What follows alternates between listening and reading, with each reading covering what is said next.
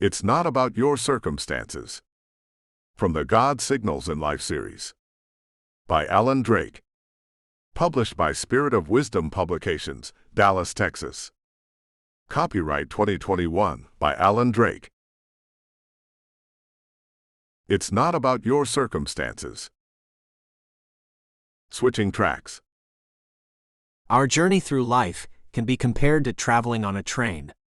Circumstances in life seem to place us in particular locations with particular collections of people as we travel through life on particular routes, through particular schools, and on into particular jobs, just like a train on a particular set of tracks, guiding us or carrying us actually to an ultimate destination at the end of our journey. Along the way, there are opportunities to switch tracks, to stop at crowded, busy stations as well as stations in more remote locations where time seems to stand still and the pace is slower. Traveling companions change at various stops along the way. Some of them share our journeys for only a brief time, while others may travel with us for the duration, becoming very close companions as we share many experiences together. At any given point along life's journey, you may pause and ask yourself, how did I get here? How did my life end up on this track? The answers to those questions may leave you feeling like the luckiest person in the world, or like a victim of a cruel joke. Reflecting on your life so far may fill you with gratefulness or leave you with deep regrets. Looking back, you may ask yourself, what if? You may wish that you could turn back the clock, go back to an earlier time in your life, and change the path that you took, or change the circumstances that set you on this path in life. If only. The good news is that regardless of where you are in life's journey, regardless of your past situations and experiences, you can begin at this moment to redirect your journey to experience a more fulfilling, satisfying, and rewarding life that is filled with purpose and meaning. This can be true for you regardless of your past circumstances or your present situation, no matter how many mistakes you have made, no matter how painful, empty, or abusive your life may have been up to this point. Turning life around. In 1938, Hungarian Army Sergeant Károly Takacs was considered by many to be the top pistol shooter in the world. He was the clear favorite to win the gold in the 1940 Olympics in Tokyo. A few months before the Olympics, while Takacs was participating in army training exercises, a grenade exploded in his right hand. Takacs' shooting hand was almost completely destroyed. After this devastating loss, Takacs could have given up and given in to despair. Instead, he determined to go forward and make the best of what life had dealt to him. Instead of focusing on what he had lost, he chose to focus on what he had left. He began teaching himself to shoot with his left hand. With determination and tireless effort, he trained himself to shoot all over again. Training alone and in relative secrecy, he guarded himself from those who might try to discourage him, even if they meant well. He resurfaced at the Hungarian National Pistol Shooting Championship of 1939. As other shooters became aware that Károly Takacs was in attendance, many of them approached and greeted him, offering their condolences on what they assumed had been a career-ending setback. Takacs informed them that he had not come to watch. He had come to compete. Takacs not only competed. He won the Hungarian championship and then set his sights on the Olympic Games. However, Takacs again experienced disappointment that could have been a devastating setback when the Olympics were cancelled in 1940 and 1944 due to World War II. Refusing to give up, Takacs continued to train and finally qualified for the 1948 Olympic Games in London. There, facing world champion Carlos Valiente of Argentina, Takacs shot a world record score to triumph over the world champion and earn the gold medal. Not finished yet, Takacs returned to the Olympics 4 years later in Helsinki to earn a second gold medal. Takacs' greatest accomplishments in competition were achieved after his dominant shooting hand had been blown off. Overcoming every setback.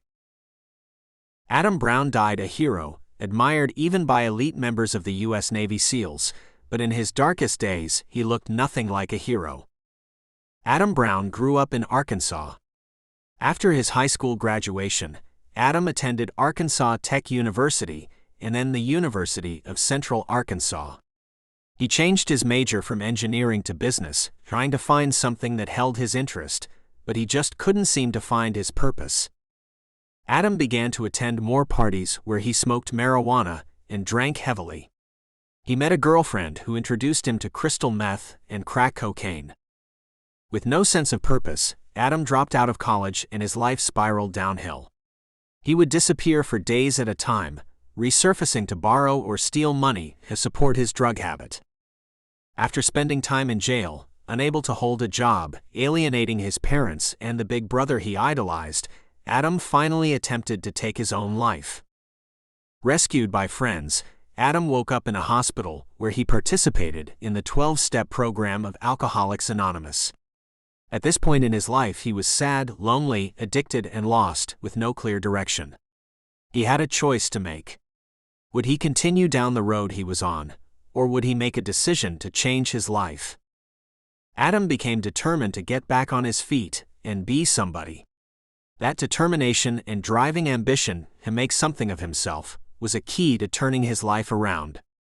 Realizing that he would never make it alone, he recruited friends who would stick by him and hold him accountable when he got off track. Still, he was arrested again for another drug violation. This time he was sent to a Teen Challenge drug treatment program. That may have been the best thing that could have happened to him. He was separated from all of the people and influences that could have kept him in the cycle of addiction. He committed himself to the program and developed a faith in God. Adam eventually met and married Kelly, a woman who would support him faithfully through many ups and downs. He found more support and stability in the Navy. After joining, he set his sights on becoming an elite Navy SEAL. Only about 20% of those who seek to become Navy SEALs ever finish the training. Focusing his energy and determination, Adam not only achieved the distinction of Navy SEAL, but after outstanding performance, Adam was eventually recommended by his commanding officer for DevGru, the Naval Special Warfare Development Group. DevGru SEALs are a very exclusive group of special forces within the SEAL ranks. They are the best of the best. Members of DevGru take their orders from the highest levels of the U.S. Pentagon or from the President himself. With incredible determination and the support of family and friends, Adam overcame all of the obstacles that faced him, as well as the demons in his past, to fulfill his dream and become a respected member of the ultra-elite DevGru SEALs. Adam's inspiring story of overcoming life's obstacles to be somebody has been chronicled in the best-selling book, Fearless: The Undaunted Courage and Ultimate Sacrifice of Navy SEAL Team 6 Operator Adam Brown. A movie of his life story is already in the works. Turning profound loss into worldwide blessing. While digging through her mom's makeup bag and getting ready for school on the morning of April 20, 1999, Rachel Scott faked exasperation and playfully told her mother, "Mom, I just don't know what I'm going to do with you. I am not going to be able to take care of you anymore." It was the last morning they would spend together. Minutes later, Rachel was one of the first students gunned down in the massacre at Columbine High School. In dealing with the devastating loss of his daughter through such a senseless act of violence, Darrell Scott made a decision. He would not allow it to end there. He would not allow the loss of his daughter's life to go unanswered. He resolved that her death would not be in vain. Rachel believed that the world could be changed through individual acts of kindness that could inspire others and start a chain reaction. With the help of others, her father established Rachel's Challenge, an organization and a movement dedicated to encouraging people all over the world to take up the cause of kindness that had marked Rachel's life. Darrell has traveled the world extensively since then, telling his daughter's story, communicating her passion, and challenging others to overcome evil with good. Rachel's Challenge has had an international influence, positively impacting the lives of thousands of people around the world. Rachel's story has been told in U.S. congressional hearings, on The Oprah Winfrey Show, on CNN, and in many other venues through many different media around the world.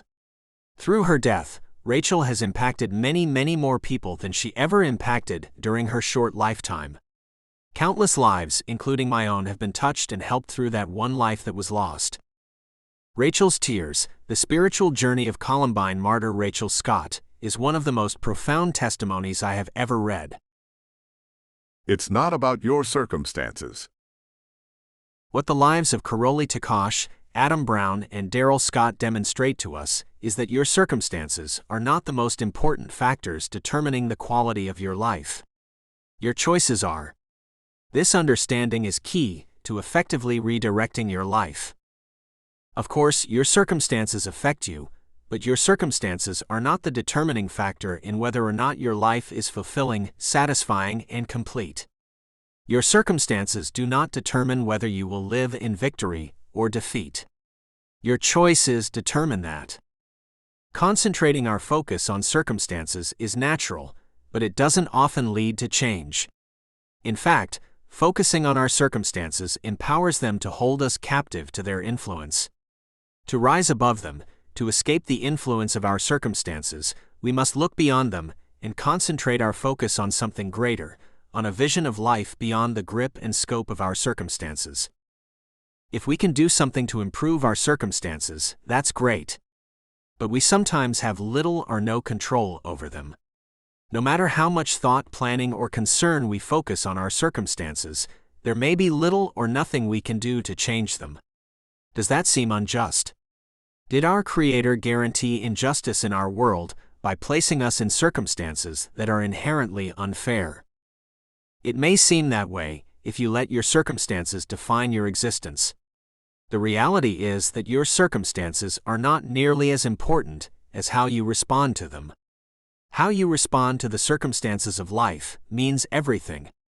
Your responses can lift you above your circumstances, freeing you from their grip, and in many cases, can change the circumstances themselves. Let your responses, not your circumstances, define you.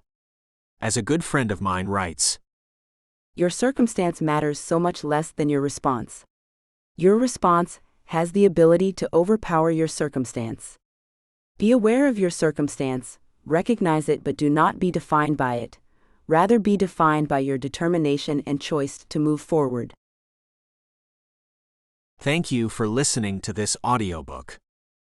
You can find other articles and books by this author at major online retailers. More links to Alan Drake's writings, podcasts, videos, and other media are available on his website at www.spiritofwisdommedia.com.